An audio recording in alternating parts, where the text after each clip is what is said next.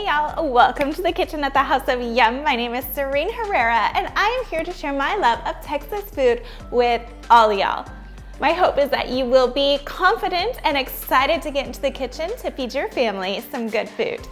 Today we're gonna be making one of my favorites. It's a homemade salsa. We're gonna make a green salsa, or you could call it Salsa Verde. And the reason that it's green is because we are going to be using tomatillos.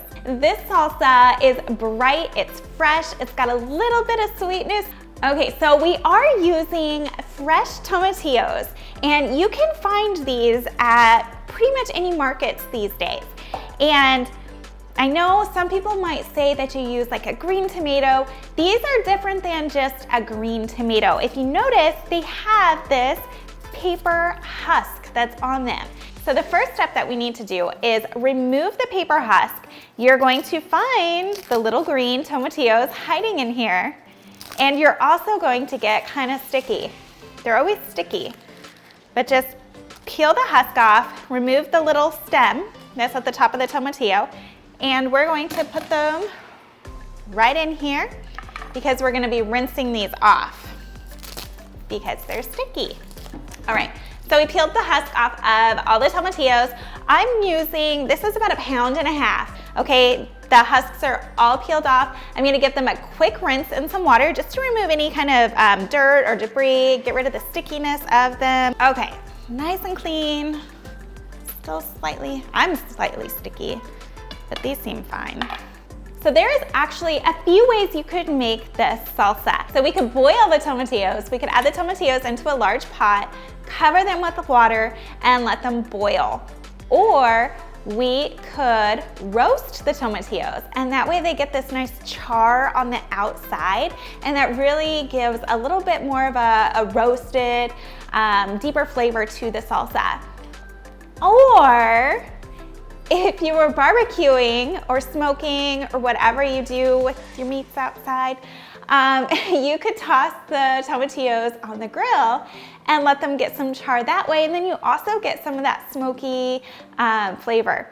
So many options. What I'm going to do with these today is I'm going to roast them in the oven. So let's get that pan prepared. Okay, so I have a large baking sheet. I put a silicone mat on there, or you can put foil, parchment paper, whatever you want to use. Set that aside for just a moment. We're going to take the tomatillos, give them a quick slice right in half, and this way we'll be able to lay them on our baking sheet. So let's get these cut up.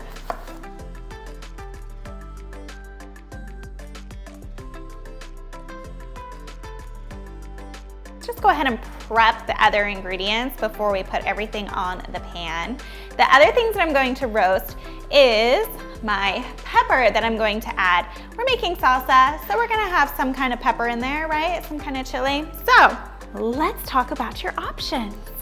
My favorite is to use jalapeno. He's dependable, gives a great amount of heat, not too much, not too little.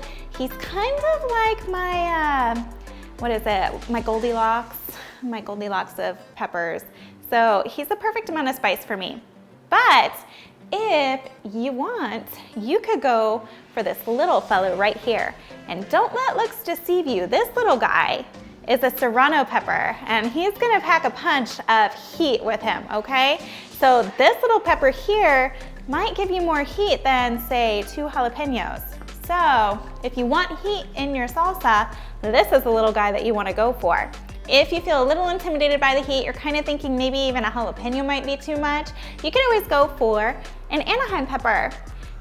These are very mild, but you're still gonna get some great flavor, especially because we are going to roast our chili, our peppers, with the tomatillos.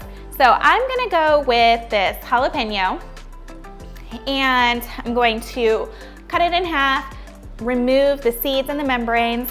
If you want, you could leave it in because you're gonna get more heat from the white membrane that's inside the jalapeno, okay? So let's cut up the jalapeno. I'm just gonna cut the stem off, cut them right down the middle, and then we're going to remove the seeds and the membranes. Let's get our garlic ready. I love a good garlic in my salsa. So I'm going to use, I don't even know, let's see here. How many cloves did I get?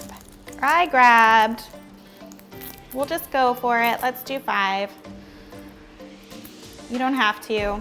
You could do 2, 3, 4, whatever. Okay, and then we've got our onion. So I'm gonna take half of an onion and get just some big chunks of it. And now we can load up the baking pan. So, large baking pan. I'm going to take the tomatillos and I'm just gonna lay them on here this way, because this way I'm going to get the char on the skin of the tomatillos, which is exactly what we want to get the flavor. I'm going to put my jalapeno on here to roast that. I'm going to add my onion. So that gets roasted. Just kind of lay it out here. And I'm gonna add in my garlic cloves. I'm gonna put this in the oven. It's preheated at 400 degrees. I'm gonna let this bake for about 15 minutes and we're gonna check and see if our tomatillos are softened, kind of mushy almost, and have a nice char on the outside with the skin, okay? So let's go cook them. Okay, so these baked for 20 minutes at 400 degrees, and then I used the broiler for just a couple of minutes to get some more of this nice charred color on the outside of the tomatillos. So I'm gonna let these cool for just a little bit, and then we're going to blend everything together. Okay, so the tomatillos, the peppers, onions, everything has been cooling down, and now we can add it. I'm going to use a food processor to blend everything up. You can see all of the seeds and everything kind of mushing out of my tomatillos. That's how soft they are, which is exactly what we want. All the juice. Voila! I've got a couple of other things that I'm going to add in to brighten this up. So I'm going to add in some fresh cilantro. Stems and all, the stems give really good flavor. We're gonna add a little bit of lime juice just to add a little fresh pop of flavor. I'm gonna start with half of a lime. I always start with a little less lime than I think I might want, because once you get too much lime, it's just, you can't go back. I'm going to start with half a teaspoon of salt, half a teaspoon of ground up cumin.